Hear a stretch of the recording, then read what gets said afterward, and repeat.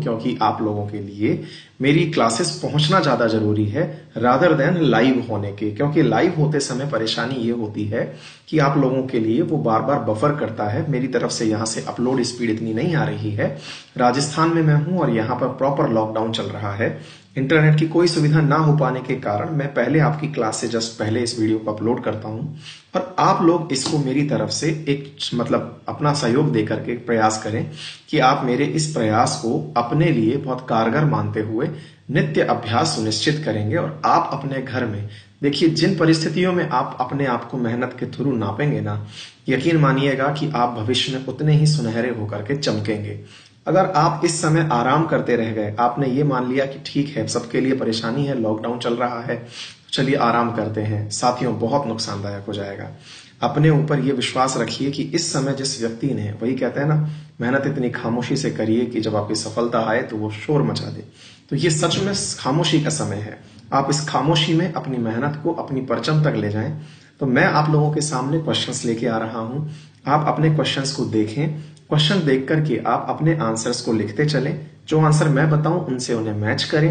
अगर वो मैच कर जाते हैं तो ठीक है, अदरवाइज आपको जो मैं क्वेश्चन का आंसर बताऊं उसे आप लर्न करने का प्रयास करें। ठीक है, हम ये प्रयास करते रहेंगे। और वही वाली बात है कि अगर हम इस तरह से संयुक्त होकर के लड़ते रहे इस मैदान में तो अवश्य ही हम कोरोना को हरा देंगे और अपने आप को सफल कर लेंगे। मित्रों, आप लोग भी घर में हैं, घर के साथ माहौल को पॉजिटिव रखते हुए अपनी पढ़ाई को निरंतर जारी रखें। चलिए देखते हैं साथियों क्या है आपके लिए। और हाँ, एक और इम्पोर्टेंट बात वो ये है कि मेरे लिए जो मेरे द्वारा पढ़ाई गई क्लासेस हैं उनमें से जो बहुत इंपॉर्टेंट सूचना आप लोगों के लिए है, अप्रैल फर्स्ट वीक से आप लोगों के लिए एसएससी सेक्शन में मैं डिटेल में स्टैटिक जीके यानी हिस्ट्री, ज्योग्राफी, पॉलिटी, इकोनॉमी लेके आ रहा हूं। क्योंकि परीक्षा की जो अवधि है इस दौरान आप लोगों ने ये पाया है कि कुछ नया सीख लिया जाए तो बेहतर है। क्योंकि पुरानी चीजें आप बहुत बार रिवाइज कर चुके हैं, बहुत बार देख चुके हैं। तो चलिए हम आप लोगों के लिए डिटेल में स्टैटिक जीके लेके आ रहे हैं जो कि हर परीक्षा के लिए उपयोगी होगी, चाहे फिर वो रेलवे में हो, चाहे वो एसएससी के exam, CGL, CHSL, steno, phase 8 जो भी एग्जाम हो, उन सब एग्जाम्स के लिए बेहद महत्वपूर्ण सेशन होने वाले हैं। साथियों, अंकित 10 रेफरल कोड लगा के एसएससी सेक्शन में मेरी क्लासेस को ज्वाइन कर लें। वहीं के बाद फिर मैं उसके बाद जनरल साइंस लेके आऊंगा, करंट अफेयर्स लेके आऊंगा। तो इस तरह से आप उन क्लासेस को एक्सेस कर सकते हैं। आइए चलते हैं क्या क्या है आपके लिए, देखते हैं। साथियों, पहला क्वेश्चन देखते जाइएगा। आपको क्वेश्चन आता है तो बेहतर है, नहीं आता है तो उसे साथ साथ लर्न करने का प्रयास करें। पूछा गया है, आवर्त सारणी के अंदर जो क्षार धातुएं हैं उन्हें कहां पर रखा गया है।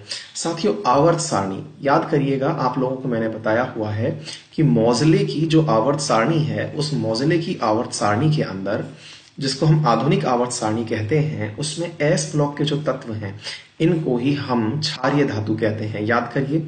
और इन एस ब्लॉक के तत्वों में मैंने आपको पहली धातु में कहा था क्षारीय धातु और दूसरी कहा था क्षारीय मृदा धातु, यानी एल्कलाइन मेटल और एल्कलाइन अर्थ मेटल। ठीक है, इसी प्रकार से मेरे प्यारे साथियों यहां पर उपस्थित होते हैं डी ब्लॉक एलिमेंट जिन्हें आप ट्रांजिशन एलिमेंट कहते हैं। और इसके बाद साथियों उपस्थित होते हैं पी ब्लॉक एलिमेंट जिन्हें आपने पी ब्लॉक ही कहा था, जिसमें अधिकांशतः अधातु होते हैं।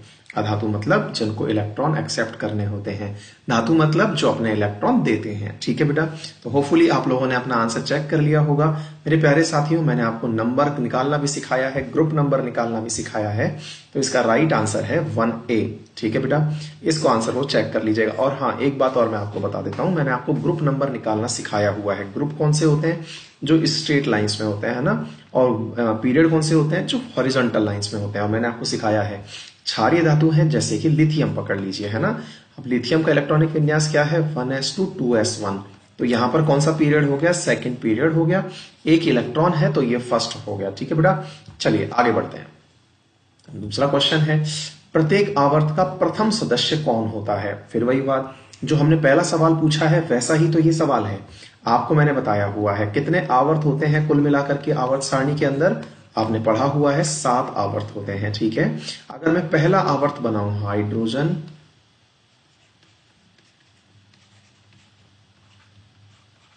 देखो बेटा इन सारे तत्वों को ध्यान से देखो, 3 3 6 और ये 7, यही तो है सारे आवर्त की शुरुआत। अगर आप इन तत्वों को देखें तो इसी दिशा में तो सारे आवर्त हैं। सवाल क्या पूछा गया है? आपसे सवाल क्या पूछा गया है? प्रत्येक आवर्त का प्रथम सदस्य क्या होता है? देख लीजिए आपके लिए प्रत्येक आवर्त का प्रथम सदस्य क्या है, तो प्रथम सदस्य है आपके लिए एल्कली मेटल यानी कि क्षार धातु, जिसका ग्रुप क्या था 1A था। ठीक है, तो उम्मीद है आपको याद आ गया होगा, ये हमने बहुत अच्छे से पढ़ा हुआ है ना। और ये किस तरह से निर्धारित किए जाते हैं मैंने ये भी सिखाया हुआ है। मैंने आपको सिखाया हुआ है कि आउटर मोस्ट शेल में जहां पर इलेक्ट्रॉन उपस्थित है आप उसे काउंट कर लीजिएगा। ठीक है भाई, चलिए नेक्स्ट क्वेश्चन देखते हैं। यदि तत्वों को बढ़ते परमाणु भारों के क्रम में लिखा जाए तो हर 8वां तत्व अपने से पहले तत्वों के समान गुणों वाला होता है। यह नियम किसका है? याद करिए, मैंने आप लोगों को सारे नियम सिखाए हैं। मैंने आपको डोबेनायर का ट्रायड सिखाया है ना। ऐसे ही मैंने आप लोगों को न्यूलैंड का सिखाया है। न्यूलैंड का अष्टक नियम याद करिए, ऑक्टेट रूल। उसमें क्या था बच्चों, उसमें क्या था कि पहला तत्व और 8वां तत्व एक दूसरे से समानता रखते हैं प्रॉपर्टीज के अंदर, है ना। तो पहला और 8वां तत्व जब समानता रखते हैं तो इसने क्या कहा था न्यूलैंड ने, सा रे गा मा पा धा नी सा। तो सा से लेकर के वापस सा, जैसे 8वां शब्द है, जिस प्रकार से सा के बाद वापस 8 शब्द बाद सा आ जाता है, इसी प्रकार से न्यूलैंड का अष्टक कहता है कि तत्वों को इस प्रकार से अगर विन्यासित किया जाए तो हर 8वां तत्व अपनी पुनरावृत्ति करता है, अपने ही जैसे तत्वों की वापस दोहराव करता है। ठीक है बेटा, तो ये किसका रूल था? ऑक्टेव रूल बाई न्यूलैंड था। ठीक है, हर 8वां तत्व, ये हमने बहुत अच्छे से पढ़ा हुआ, याद आ गया होगा आप लोगों को, है ना। चलिए नेक्स्ट क्वेश्चन है, the physical and chemical property of the elements are the periodic function of their atomic weight. याद करिए, दो तरह की चीजें पढ़ी हैं हमने। एक पढ़ा है एटॉमिक वेट का पीरियोडिक फंक्शन होना, और एक पढ़ा है हमने एटॉमिक नंबर का पीरियोडिक फंक्शन होना। जो वेट का पीरियोडिक फंक्शन होना पढ़ते हैं तो मेंडलीव पढ़ते हैं, और जब हम एटॉमिक नंबर का पढ़ते हैं तो मोजले पढ़ते हैं। तो मेंडलीव की जो आवर्त सारणी है, याद करिएगा, आपको ध्यान आ जाना चाहिए कि मेंडलीव की जो आवर्त सारणी है वो कहती है जिसके अंतर्गत आवर्त सारणी के अंदर जो तत्व हैं उनकी प्रवृत्ति जो है वो उनके मास के मतलब पीरियोडिक फंक्शन है, यानी कि मास बदलने के साथ साथ उनके अंदर परिवर्तन आता है। मतलब आवर्त सारणी जो बनाई गई थी वो मास आधारित थी, परमाणु भार के आधार पर थी, है ना बेटा, तो याद कर लेना। और मोजले ने क्या कहा था? मोजले ने कहा था कि ये परमाणु क्रमांक के आधार पर है। ठीक है, चलिए नेक्स्ट देखते हैं। तत्वों के वर्गीकरण से संबंधित त्रिक के नियम का प्रतिपादन किसने किया? ट्रायड का नियम। वही वाली बात कि पहला और तीसरा यानी फर्स्ट और थर्ड, इनके बीच में जो बीच का बंदर खेलते हैं अपन, वो इन दोनों तत्वों का यानी पहले और तीसरे तत्व का सम्मिश्रण है। ठीक है, ये किसने कहा था? तो मेरे प्यारे साथियों, ये कहा था आप लोगों के इसने डोबेनेयर ने जो दिया था वो ट्रायड रूल दिया था। उम्मीद है आप लोगों को याद आ गया होगा, है ना। अगर आपको याद आता जा रहा है तो आप थम्स अप करके रख दीजिएगा। मैं जब बाद में वीडियो आपका वापस देखता हूं तो मैं उसमें आपके रेस्पॉन्सेस भी देख लूंगा, है ना। और कोई भी क्वेरी हो आपकी तो उसको कमेंट बॉक्स में डाल दीजिएगा, अगली क्लास में हम उनको भी डील कर लेंगे, है ना। आप थोड़ा सा सहयोग देंगे तो हमारी पढ़ाई भी जारी रहेगी और हम कुछ नया रोजाना सीखते भी रहेंगे। उम्मीद है हमारे द्वारा जो प्रयास आपको किए जा रहे हैं ये आपको उपयुक्त लगेंगे, उचित भी लगेंगे, और आप लोगों के लिए हम सभी टीचर, मैं ही नहीं, हम सभी टीचर इसी प्रकार से क्लासेस ले पा रहे हैं। ये सब संभव है इस टेक्नोलॉजी के कारण, है ना। तो हमारा देश बहुत तरक्की कर रहा है, भविष्य में भी हम लोग इसी प्रकार से प्रोग्रेस करेंगे मित्रों, है ना। चलिए आगे देखते हैं। मरकरी का लैटिन नाम क्या है? मरकरी समझते हैं? मरकरी का फॉर्मूला क्या होता है? अच्छा, मरकरी के बारे में थोड़ी सी मैं आपको बात बता देता हूँ मेरे प्यारे साथियों। फॉर्मूला तो इसका देखते हैं आप, Hg, है ना। ये मतलब रिप्रेजेंटेशन इसका क्या है? Hg है। और एक बात बताऊं कि ये जो तत्व है ये कैसा है? लिक्विड धातु है। कैसी धातु है? लिक्विड धातु है ना। और ये किसी के साथ अगर मिल जाती है तो अमलगम बनाती है ना। ये याद कर लेना, ठीक है। चलिए, तो मरकरी के साथ इसका नाम क्या है? Hg है। तो मरकरी बोलते तो मरकरी है, क्योंकि सामान्यतया ऐसा कहते हैं कि जो आप बोलते हैं उसी के शुरुआती शब्दों को आप लिख देते हैं। जैसे फ्लोरीन का आपने F लिखा, कार्बन का आपने C लिखा, नाइट्रोजन का N लिखा, ऑक्सीजन का O लिखा। तो शुरुआती शब्द साधारणतया सब तत्वों के नाम के आगे लिख दिए जाते हैं। लेकिन मरकरी को बोलते तो मरकरी हैं, लेकिन लिखते क्या है? Hg लिखते हैं। तो मरकरी के हिसाब से Hg तो बैठा नहीं ना। तो ऐसी स्थिति में इसका लैटिन नाम यूज किया गया था और वो था हाइड्रागायरम। ये याद कर लेना, है ना। इस सवाल को घुमा के भी पूछा जा सकता है। कैसे पूछा जा सकता है कि hydrargyrum is a name of which element, है ना। ऊपर देकर के पूछ लिया जाए, फिर आपके सामने ऑप्शंस दे दिए जाए। तो हाइड्रागायरम से आप यहां से देख लीजिए, यह H रहा, ये G रहा, तो मरकरी का जो नाम है वो क्या है? हाइड्रागायरम है, ठीक है। नेक्स्ट देखते हैं, टिन का क्या नाम है? अब देखिए फिर वही वाली बात है, टिन को बोलते तो टिन है, तो लेकिन अब भाई कॉमन सेंस लगाओ, कोई ये कह देता कि टिन से टीआई नाम ले लीजिए, तो भाई टीआई अगर नाम ले लोगे तो टीआई तो पीरियोडिक टेबल में ऑलरेडी अलॉटेड है। किसको अलॉटेड है? टाइटेनियम को अलॉटेड है। तो टाइटेनियम को अलॉटेड है तो दो नाम के एक हो नहीं सकते थे। ऐसी स्थिति में मेरे प्यारे साथियों टिन को नाम लैटिन नाम दिया गया, और टिन का नाम क्या दिया गया? एसन, है ना। इसको क्या कहा गया मेरे प्यारे साथियों? स्टेनम कहा गया, है ना, स्टेनम कहा गया। एसन नाम यहां से दिया गया इसको, ठीक है। तो यहां से याद कर लीजिएगा, आप लोगों के लिए महत्वपूर्ण हो गया, ठीक है बेटा। चलिए नेक्स्ट क्वेश्चन देखते हैं। सोडियम, अब फिर वही बात, सोडियम को अगर आप बोलते हैं तो शुरुआती अक्षर एस लेते, अगर आप पीरियोडिक टेबल में इसको दिखाते तो, लेकिन S4 तो ऑलरेडी सल्फर ने इसको अपने नाम करवा रखा है। तो ऐसी स्थिति में इससे बचने के लिए सोडियम का आपने फॉर्मूला देखा होगा, वो Na होता है। दिखाने का जो सूत्र है वो क्या है? सोडियम का Na है। तो ये Na कहां से लिया गया मित्रों? वो लिया गया नेट्रियम से। तो याद कर लेना सोडियम का, ये बहुत इंपॉर्टेंट है, बहुत परीक्षाओं में पूछा गया है ना बच्चों। तो लैटिन नाम कब यूज किए गए? जब उनके वास्तविक या इंग्लिश नाम जो है वो यूज करने लायक नहीं बचे थे। तो ऐसी स्थिति में यहां पर नाम लिए गए, है ना। अपने आप को जज करते रहिए और आप लोग अपने आप के नंबर्स भी जोड़ते रहिएगा, ठीक है।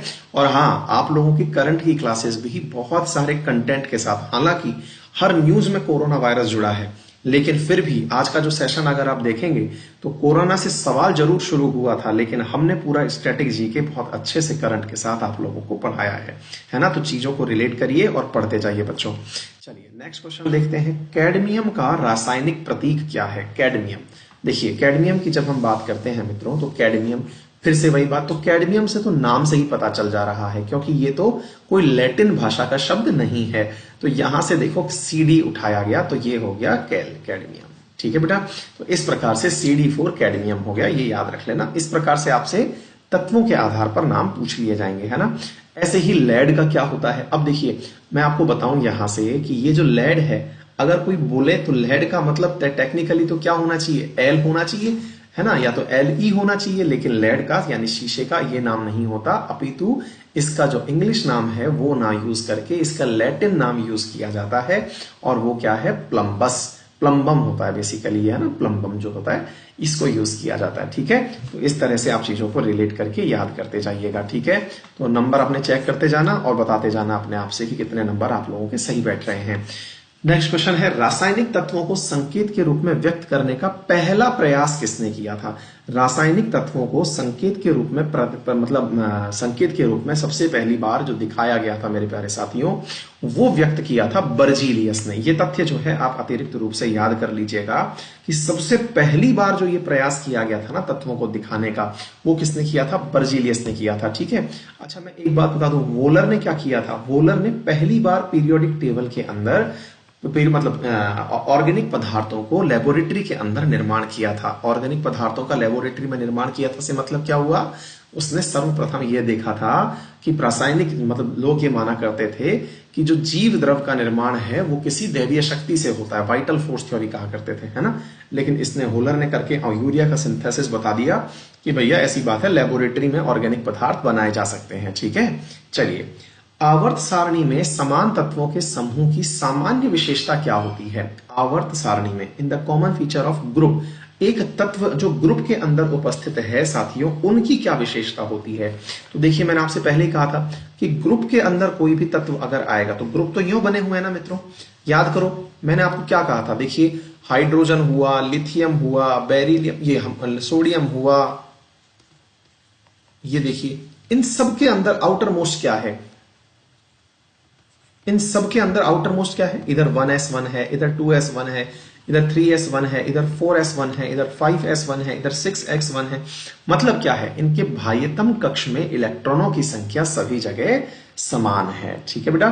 तभी तो बनता है ये वर्ग। वर्ग क्यों बनता है? क्योंकि आउटर मोस्ट के अंदर क्या चीजें सेम है? क्या चीजें सेम है भाई? इनके आउटर मोस्ट में इलेक्ट्रॉनों की संख्या समान है, ठीक है। मैग्नीशियम की संयोजकता कितनी होती है? तो भाई Mg, है ना। तो अब देखिए, बेमग का सर भारा, बेरिलियम, मैग्नीशियम। तो बेरिलियम के बाद मैग्नीशियम आता है, और बेरिलियम के बाद अगर मैग्नीशियम आता है तो आपको यह समझना जरूरी है कि बेरिलियम कौन सी श्रेणी में आता है। तो मेरे प्यारे साथियों ये सेकंड बेगमक का सरबारा मतलब क्या है, ये सेकंड पीरियड का तत्व है। कौन से पीरियड का, सेकंड पीरियड का, और सॉरी सेकंड ग्रुप का। और सेकंड ग्रुप में आउटर मोस्ट में इलेक्ट्रॉन कितने होते हैं, 2 होते हैं। तो इधर बेरिलियम के पास तो कितना है, 2s2 था, इधर क्या था, 3s2 था, है ना। तो यहां पर जो आउटर मोस्ट में इलेक्ट्रॉन है वो कितने हैं, 2। और जितने आउटर मोस्ट में इलेक्ट्रॉन होते हैं वही उसके बॉन्ड बनाने की क्षमता होती है। तो इसलिए जो है आप लोगों को संयोजकता के नाम पर, यानी वैलेंसी क्या है, capacity to bond, capacity of making bond, capacity of making bond, है ना। तो ये क्या कहलाती है आप लोगों के साथियों, संयोजकता कहलाती है। तो यहां पर कितनी है मित्रों, 2 है, ठीक है ना। ये चीज आप अतिरिक्त रूप से याद कर लीजिएगा। नेक्स्ट क्या है, आधुनिक आवर्त सारणी नियम किसने दिया था, जिसके अनुसार तत्वों के भौतिक और रासायनिक गुण उनके अणु संख्या के आवर्ती फंक्शन होते हैं। मतलब क्या हुआ, मॉडर्न केवल इतनी सी बात को सुनकर के आप बात बना सकते हैं, बाकी तो छोड़ दीजिए। क्यों, क्योंकि याद करिए, देखिए 2 बातें निकल करके आई थी। एक बात निकल के आई थी आवर्ती फलन होते हैं किस चीज के, ध्यान से समझिएगा। एक बात तो बताई थी मेंडलीव ने, जिसने कहा था तत्वों के जो गुण हैं वो किसके आवर्ती फलन होते हैं, मास के आवर्ती फलन होते हैं। लेकिन दूसरी तरफ कौन निकल के आया, आपके मोजले, जिसने क्या कहा कि पीरियोडिक फंक्शन जो है, तत्व जो है वो मतलब किसके, परमाणु क्रमांक के आवर्ती फलन होते हैं। ठीक है, ये बात याद कर लीजिएगा। हाँ भाई, अब इसमें देखिए कौन सा जो तत्व है, ना तो यौगिक है ना ही तत्व है, एलिमेंट भी नहीं है, कंपाउंड भी नहीं है। तो ऐसी स्थिति में आप लोगों से जो ये सवाल पूछा जा रहा है कि इनमें से कौन सा तत्व ऐसा है जो ना तो तत्व है और ना ही यौगिक है। आपको याद होना चाहिए, मैंने आपको पहले भी सिखाया था, तत्व और यौगिक की जब बात की जाती है तो एक बात स्पष्ट रूप से पता होनी चाहिए, तत्व जिसको कि आगे खंडित ना किया जा सके, मतलब जो कि अल्टीमेट चीज हो। जैसे आपने ऑक्सीजन देखा है ना, नाइट्रोजन देखा, हाइड्रोजन देखा, ये तत्व हैं, यानी इनकी अपनी एक पहचान है। यौगिक क्या है, जैसे पानी है, ये यौगिक है ना। आपको मिश्रण और यौगिक वाला चैप्टर मैंने पढ़ाया हुआ है, तो ये क्या है, ये आपका यौगिक है। ऐसे ही अमोनिया, ये क्या है, यौगिक है। मतलब क्या है, मतलब यह है कि ऐसा नहीं होगा कि H2O के अंदर उपस्थित हाइड्रोजन और ऑक्सीजन जो हैं, इनकी आपको अलग अलग प्रेजेंस प्राप्त हो जाए। मतलब इन दोनों का फीलिंग जो है वो आपको एक कंपाउंड के अंदर प्राप्त नहीं हो जाएगा। ऐसी स्थिति में आपको समझना है, जैसे देखिए वायु जो आपके सराउंडिंग में उपस्थित है, जिसमें आप कहते आए हैं कि 78% नाइट्रोजन है, यानी वायु अकेली नहीं है। 20% के आसपास आप इसमें O2 बताते हैं, 0.03% के आसपास CO2 बताते हैं। यानी असल में वायु क्या है, तो ये मिक्सचर है, यानी कि मिश्रण है। मिश्रण के अंदर सभी चीजें उपस्थित होती हैं, ये बात आपको याद रखनी है। तो देखिए वाटर पूछा जाता, तो वाटर तो यौगिक था। पारा क्या था, पारा क्या था आप लोगों के सामने, ये एक तत्व था। NaCl क्या था, यौगिक था, है ना। तो ऐसे आपको मिश्रण जो है वो वायु है। वायु ना तो यौगिक है और ना ही तत्व है। ठीक है बेटा, चलिए निम्नलिखित तत्वों के समूहों में उनके बाह्यतम कक्ष में क्रमशः 4, 5, 6 इलेक्ट्रॉन कौन है जिसके पास होंगे। देखिए बहुत सिंपल सी बात है, आपको मालूम होना चाहिए मेरे साथियों, मैंने आप लोगों को ऑलरेडी बताया हुआ है। देखिए आप लोगों ने बेरिलियम तक पढ़ लिया था, बेरिलियम के बाद आता है boron, carbon, nitrogen, oxygen, F और नियॉन, है ना। बेरिलियम तक तो क्या था, बेरिलियम तक तो था 1s मतलब 2s2 था, है ना, 2s2। यहां पर क्या है, 2s2 2p1, तो कितने हो गए, 3। अब 3 के बाद क्या पूछ रहा है, 4 किसके पास होंगे, तो ये रहा, ये क्या है 2s2 2p2, तो कितने हो गए बच्चों, 4 हो गए। तो 4 तो ये हो गया, ठीक है। नाइट्रोजन कितना हो गया, 5, क्यों, क्योंकि 2s2 2p3 हो गया। ऑक्सीजन कितना हो गया, 2s2 2p4 हो गया। सवाल क्या पूछा गया, 4, 5, 6, तो कार्बन, नाइट्रोजन, ऑक्सीजन, है ना। तो कार्बन, नाइट्रोजन, ऑक्सीजन जो है वो इसके ऑप्शंस हैं। अब लेकिन यहां पर सवाल में थोड़ा सा चेंज कर दिया गया। क्यों, क्या चीज किया गया सर इसके अंदर चेंज, इसमें क्या चेंज किया गया है कि इसमें तत्वों को इस प्रकार से बदलने का प्रयास किया गया कि आप कंफ्यूज हो जाएं। कंफ्यूज होने से मतलब कि भाई आपने केवल कार्बन को पकड़ा, लेकिन इन्होंने समझदारी क्या करी सवाल में, इसने दूसरे पीरियड के तत्व भी ले लिए। दूसरे पीरियड के अंदर कार्बन के नीचे आता है सिलिकॉन, आप देखिए पीरियोडिक टेबल निकाल करके। नाइट्रोजन को इन्होंने इसी पीरियड से लिया हुआ है, सेकंड से। ऑक्सीजन के नीचे आता है सल्फर। दोनों जो एक ही ग्रुप के तत्व होते हैं उनके आउटर मोस्ट में उपस्थित इलेक्ट्रॉनों की संख्या समान होती है। तो सिलिकॉन में भी 4 होंगे, तो यानी सिलिकॉन में भी 4 हो गए। नाइट्रोजन में भी 5 होंगे, तो 5 हैं ही। सल्फर में 6 होंगे, तो ये रहे। तो इस प्रकार से सिलिकॉन, नाइट्रोजन, सल्फर जो हैं, इनके पास इलेक्ट्रॉनों की संख्या हमने आपको व्यक्त कर दी। ठीक है बेटा, चलिए अब पूछा गया है कौन सा आवर्त सारणी का हिस्सा नहीं है। तो देखिए मेरे प्यारे साथियों, आवर्त सारणी के अंदर हमने लैंथेनाइड पढ़े, एक्टिनाइड पढ़े, एस ब्लॉक पढ़े, पी ब्लॉक पढ़े, डी ब्लॉक पढ़े, लेकिन क्या हमने कैंसर करने वाले तत्वों को अलग से पढ़ा? नहीं। कैंसर करने वाले तत्वों का कोई भी अलग वर्गीकरण पीरियोडिक टेबल के अंदर उपस्थित नहीं है। ठीक है, तो कार्सिनोजेनिक, जिनकी वजह से कैंसर होता हो, उन तत्वों को हमने अलग से वर्गीकृत करके रखा हुआ। ठीक है, नेक्स्ट है आधुनिक आवर्त सारणी के किस समूह में पूर्ण संयोजी इलेक्ट्रॉन, किस समूह में पूर्ण संयोजी कोण को रासायनिक रूप से निष्क्रिय तत्व कहते हैं, यानी कि टोटली केमिकली इनर्ट कौन से हैं? तो ये तो बहुत बड़ी बात नहीं है, आपको मालूम होना चाहिए अपने पीरियोडिक टेबल के अंदर ग्रुप कितने हैं। अब देखिए, इतने सवाल मैंने आपको पीरियोडिक टेबल पर करा दिए हैं, अब मुझे नहीं लगता कि आपसे पीरियोडिक टेबल का कोई सवाल गलत होगा। ग्रुप 18 पढ़े हैं हमने और पीरियड कितने पढ़े हैं, और कृपया करके लास्ट में आप लोगों के कहे अनुसार जो मैंने आप लोगों को पीरियोडिक टेबल कराई है, मेरा ये प्रयास आपको कैसा लगा, इसका भी अलग अवश्य रूप से कमेंट करके मुझे जवाब दीजिएगा। ठीक है, अब भाई ग्रुप 18 है तो ग्रुप 18 है तो ग्रुप 18 के हिसाब से आपको क्या समझना है, 18वां जो यानी 18th ग्रुप है साथियों, वो कौन सा है? वो इनर्ट गैसेस का ग्रुप है। तो ये रहा आपका इनर्ट गैस। ठीक है, इसके अंदर कौन कौन आता है? Helium, neon, argon, krypton, xenon, radon. ठीक है बेटा, ये हमारे जो है इनर्ट गैसेस हैं, तो इनको आप याद कर लीजिएगा। चलिए आगे बढ़ते हैं। पहले व दूसरे समूह को क्या कहा जाता है? First and second group of the modern periodic table. तो फर्स्ट एंड, देखिए ये फर्स्ट था, ये सेकंड था, दोनों किस में आ गए? एस में आ गए। इसके बाद उसके बाद तीसरे से लेकर के और 12वें तक का जो था वो कौन सा था? डी था। 13वें से लेकर 18वें तक का था वो कौन सा था? पी था। तो सवाल क्या पूछा गया? पहला और दूसरा ग्रुप क्या कहलाता है? तो भाई वो एस ब्लॉक कहलाता है। लीजिए नेक्स्ट क्वेश्चन देखते हैं। नेक्स्ट क्वेश्चन है आधुनिक आवर्त सारणी में बाईं ओर उपस्थित एकमात्र अधातु कौन सी है? बाईं ओर उपस्थित, तो मेरे प्यारे साथियों यहां पर आपको समझना होगा, बाईं ओर तो केवल मेटल होते हैं, और मेटल कौन से होते हैं? आपके सामने हाइड्रोजन, लिथियम, सोडियम, ये याद कर रखे हैं हमने, हमको लीना की रब से फिर, है ना। तो ये वाले जो हैं, इसमें से ये जो हाइड्रोजन है ना साथियों, देखिए बेसिकली धातु उसको कहा जाता है जो इलेक्ट्रॉन देने की नेचर रखता हो, लेकिन हाइड्रोजन के बारे में ऐसा कहा जाता है कि ये हाइड्राइड भी बनाता है।